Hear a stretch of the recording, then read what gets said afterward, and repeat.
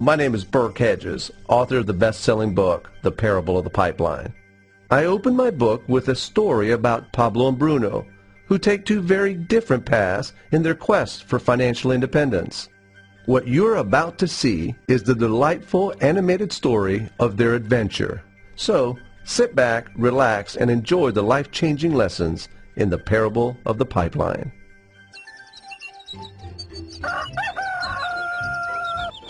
Far away, in a small village, near a beautiful valley, lived two friends, Pablo and Bruno. They were both young and dreamed of a better life for themselves.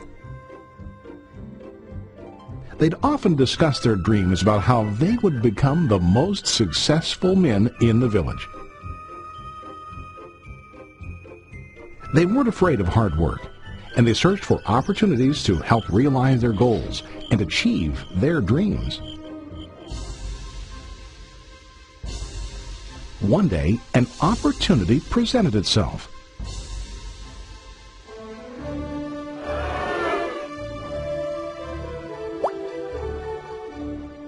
The mayor of the village decided to hire two people to bring water from a spring up on the mountain, across the valley, back down to the village. They were to be paid based on the amount of water delivered to the village. Bruno and Pablo enthusiastically got to work. Every day, from morning till evening, they carried buckets to and from the spring.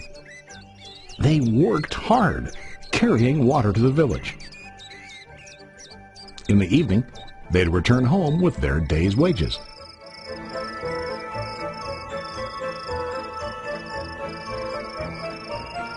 Bruno was satisfied with his work and the money he earned.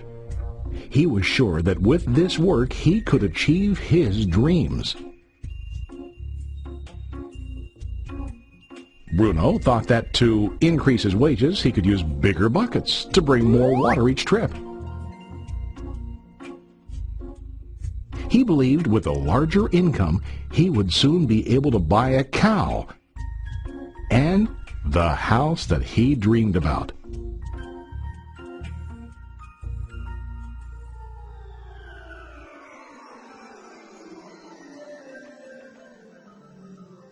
Now Pablo was not satisfied. At the end of the day, his back and hands ached, and he was exhausted. He was looking for an easier way to earn more. One day an idea occurred to Pablo. He imagined building a pipeline to deliver the water from the mountain spring to the village. With this pipeline, he could get more water to the village without carrying buckets back and forth from the spring to the village. Soon, he got very excited about his idea and began to plan. Pablo, of course, shared his idea with his friend Bruno and asked him to join with him to work on and help build the pipeline. Bruno thought the idea was crazy. All Bruno could think about was what his money could buy today and how to get it quicker. He felt that building a pipeline would slow him down and delay him in achieving his goals. Instead, Bruno got bigger buckets and went more often back and forth, fetching water. He was sure that with this method, he could make more money. Pablo decided to build the pipeline on his own. He understood that it would not be easy to build, and it would take time to complete the pipeline. Pablo knew that it could take several years to finish, but he set his mind on his goal. Every day he worked and carried water like before. But on weekends and during his spare time, he worked hard to dig in the rocky soil and build his pipeline. In the first month, there was little to show for his work.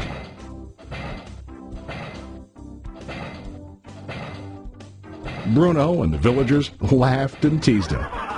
They called him Pablo the Pipeline Man. During this time, Bruno's income doubled.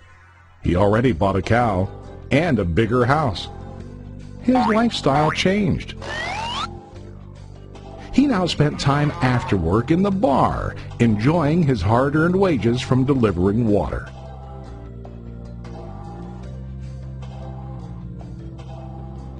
What Bruno didn't realize was that his body was starting to stoop from carrying the heavy buckets every day.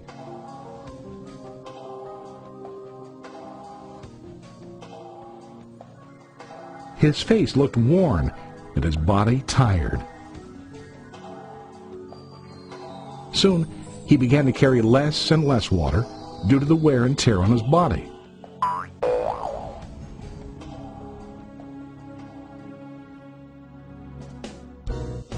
Month after month, Pablo worked.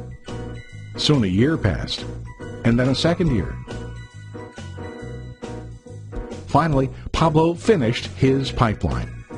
He now used his pipeline to deliver water to the village instead of carrying buckets. Pablo was now earning more money than ever before. The water continued flowing to the village, while Pablo wasn't working. While he slept and ate, the water flowed. Pablo was happy and proud of his insight, persistence, and hard work. Now his income flowed as long as the water flowed through his pipeline.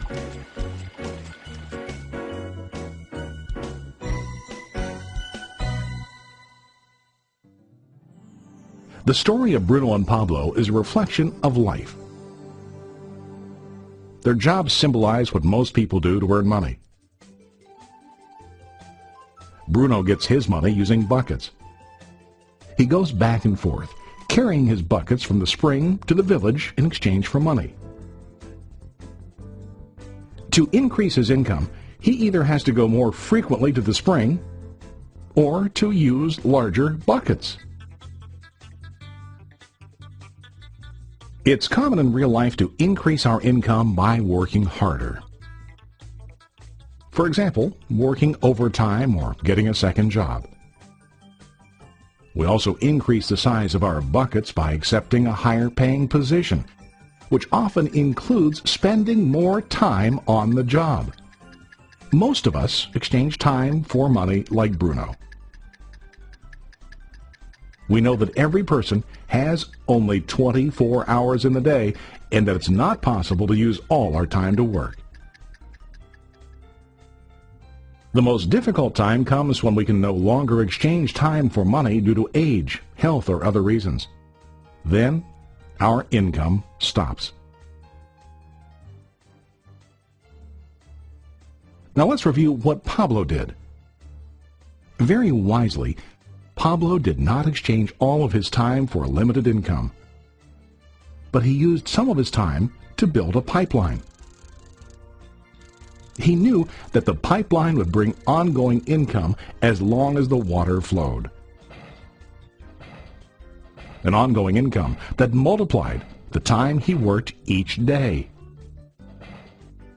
Pablo knew that someday, maybe because of age or health, he would no longer be able to exchange his available time for money. Pablo knew that if he could make his idea of a pipeline work, then he only has to do the hard work of building the pipeline. After the pipeline was completed, Pablo was able to monitor and maintain the flow of water to ensure that his income will continue. Pablo has shown us that to earn an income, we don't always have to directly exchange time for money. There really are better ways. How about you? Are you still like Bruno, who directly exchanges time for money? Or do you want to be like Pablo, building and maintaining a pipeline for ongoing income? If you are interested in the idea of building your own pipeline, contact the person who lent you this presentation. You can start building your pipeline today.